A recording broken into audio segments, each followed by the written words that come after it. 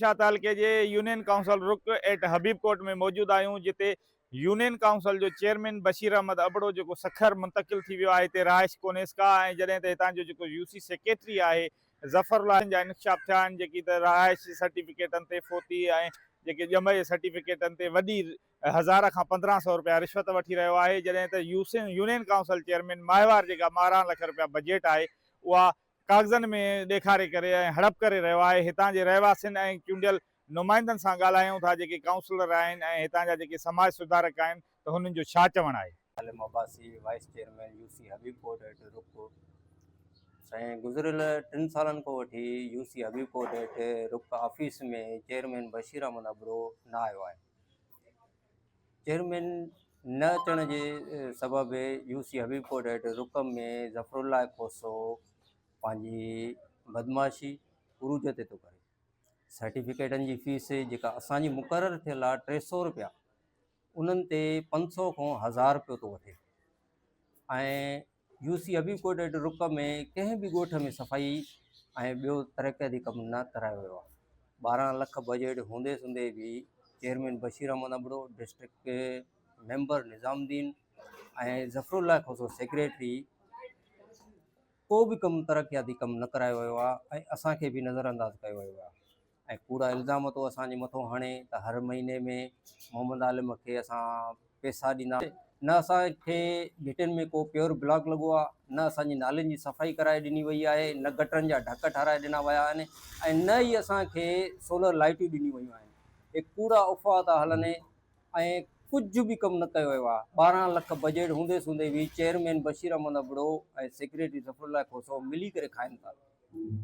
नुमाइंद काउंसलरनि खे ऐं UC chairman खे ऐं काफ़ी बार रिक्वेस्ट बि कई आहे ऐं मुख़्तलिफ़ दोस्तनि खां हुनखे फ़ोनियूं बि करायूं बशीर साहब खे ऐं चयोमांसि मुसाफ़िर खाने जा टीयर पटिजी विया आहिनि, त महिरबानी करे असांखे हे कमु कराइजो। ॿियो त तव्हां कमु असां कोन था कराइजो, उन्हनि नालियूं न ॿियो कोई बि कमु न, बसि हाज़िर बाबा लक़ब ॾेई करे चई करे बसि भॼी थो वञे। यूसी रुक में मौजूदु हिन वक़्तु ताईं को बि कमु न थी चुको आहे। हाणे जीअं त इलेक्शन थियण वारी आहे, सिर्फ़ु का 6 महीने का 3 महीने ॻोठ जे का हिकिड़ी नाली साफ़ थिए पई। न जेको आहे ऑफिस का वाइट वॉश आहे, न उन जी का रिपेयर आहे, न रोडनि रस्तनि जी रिपेयर आहे। गंदगी जा ढेर वधी विया आहिनि, मलेरिया जो को बि स्प्रे न थियो, माण्हुनि खे मलेरिया थिए पई, मच्छर मार का बि शइ न थी आहे। गंद किचिरे जा ढेरनि जे करे केतिरियूं जेको आहे बीमारियूं इंसाननि खे जेको आहे थी वियूं आहिनि। असां बार अहिड़ी क़िस्म जी एप्लीकेशन ॾिनियूं आहिनि। बाबा असांजे यूसी रुक जेको सेंटर आहे, जेको मर्कज़ आहे, पुराणे दौर खां वठी हिन महिल ताईं मां दावा सां चवां थो समाज जे हवाले सां त यूसी रुक जे कंहिं बि ॻोठ में कमु न थियो आहे।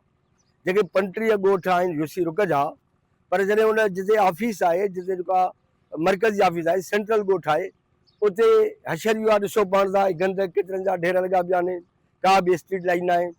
बार एप्लीकेशन ॾिनी आहे, गंद किचरे जा ढेर खणो, वेटिंग रूम भॻो टुटो पियो आहे, उन लाइ बार जेको आहे अर्ज़ु कयो आहे त बाबा जेके नियाणियूं आहिनि असां किथे बि आहिनि, वाइन जे मथां 2 टे क्लास हुया, उहो अर्ज़ु कयोसि त बाबा असां नियाणियूं स्कूलनि में वञनि थियूं, हॉस्पिटल वञनि दवाऊं वठणु, उहे क्रास ठहिराइजो, उहे क्रास कोन ठहिया। असां इहा ई गुज़ारिश कंदासीं त उन्हनि जो जेको आहे सुठे नमूने सां यूसी रुक जी ऑडिट थियणु घुरिजे। हीअ जेका बजट जेके असां पैसा ने जेके वर्क जा कम जा, त उहे इंसाननि जे भलाई लाइ, माण्हुनि जे भलाई लाइ को बि कमु कोन थियो आहे। सोलर प्लेट्स वग़ैरह या उन खां बाद में प्योर आहे या क्रासिंग आहे, इहे कम वग़ैरह न थिया आहिनि। सो असां इल्तिजा था कयूं बशीर अहमद अबड़ो साहब खे ऐं चाहे ज़फ़र भाई खे, त जीअं ॿियो हिकिड़ो यूसिन में कमु थियनि था पिया, तरक़ियाती सोलर लाइटियूं आहिनि, प्योर ब्लॉक्स आहिनि, सो हेॾी सारी बजट आहे 12 लख रुपया। सो असां उनखे रिक्वेस्ट था कयूं त बराए महिरबानी करे इन यूसी जेको आहे रुख खे बि जेको आहे सो तरक़ियाती कम ॾिना वेंदा त साईं जन जी महिरबानी थींदी, असां इल्तिजा ई करे सघूं था। हितां जे समाज सुधारक माण्हुनि ऐं वाइस चेयरमैन जेको आहे मोहम्मद आलिम अब्बासीअ सां ॻाल्हायो आहे। हुननि जो चवणु आहे त हिते जेको यूनियन काउंसिल जो चेयरमैन आहे बशीर अबड़ो, उहो हितां मुंतकिल थी वियो आहे, काफ़ी साल थी विया अथसि। माहिवार बजट जेका 12 लख आहे उहा कोन थो ॾिए ऐं करप्शन में भरपूर आहे। को बि तरक़ियाती कमु या स्ट्रीट लाइट सफ़ाई या कंहिं बि मुद में हिते कमु नथो करे, सिर्फ़ु बजट ई पंहिंजो माहिवार उहा हड़प करे वञे थो, जॾहिं त को बि हिते कमु न आहे। वस वारनि आला अख़्तियारनि खां हिन घुर कई आहे त इन ख़िलाफ़ फौरी तौर नोटिस वठी हितां जे जेकी बजट आहे यूनियन काउंसिल जी उहा यूनियन काउंसिल जे 35 ॻोठनि में ख़र्च कई वञे।